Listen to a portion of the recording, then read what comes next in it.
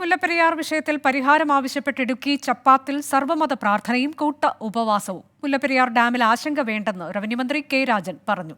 പുതിയ ഡാം എന്നത് കേരളത്തിന്റെ ഒറ്റക്കെട്ടായ ആവശ്യമാണെന്ന് മന്ത്രി റോഷി അഗസ്റ്റിനും വ്യക്തമാക്കി. വയനാട് ദുരന്തത്തിനു പിന്നാലെ മുല്ലപ്പെരിയാറുമായി ബന്ധപ്പെട്ട് ഉയരുന്ന എല്ലാ ആശങ്കകളും പരിഹരിക്കണമെന്നാണ് സമരസമിതികളുടെ ആവശ്യം. അന്താരാഷ്ട്ര വിദഗ്ധ സമിതി മുല്ലപ്പെരിയാർ ഡാം പരിശോധിക്കണം. മഴ പെയ്യുമ്പോൾ അല്ലെങ്കിൽ ഡാമിൽ വെള്ളം കൂടുമ്പോൾ പേടിയാണ്. അപ്പൊ അതിന് ശാശ്വതമായ പരിഹാരം ഉടനെ തന്നെ കണ്ടെത്തുക.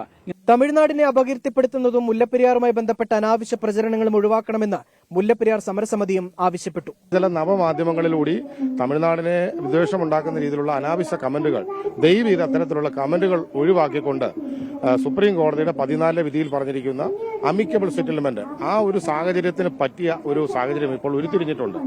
മുല്ലപ്പെരിയാർ വിഷയം സുപ്രീം കോടതിക്ക് പുറത്തുവെച്ച് തീർക്കാനുള്ള ശ്രമം നടത്തുമെന്ന് മന്ത്രി റോഷി അഗസ്റ്റിൻ. സുപ്രീം കോടതി നിലനിൽക്കുന്ന ഒരു കേസാണെന്ന പരിമിതി നമുക്കുണ്ട്.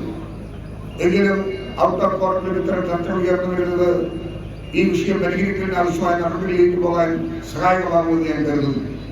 മുല്ലപ്പെരിയാർ ഡാമിൽ നിലവിൽ ആശങ്ക വേണ്ടെന്ന് റവന്യൂ മന്ത്രി കെ രാജൻ. പ്രചാരവേലകളിൽ ആളുകൾ ശ്രദ്ധിക്കേണ്ടതില്ല. സർക്കാരുമായി ബന്ധപ്പെട്ട അറിയിപ്പുകൾ നമ്മുടെ STMയോ ജില്ലാ ഭരണകൂടമോ അതാത് സമയങ്ങളിൽ നൽകും. ഇപ്പം മുല്ലപ്പെരിയാറിനെ സംബന്ധിച്ച് ഭീതിജനകമായിട്ടുള്ള വാർത്തകളൊന്നും നിങ്ങൾക്ക് നൽകാനില്ല.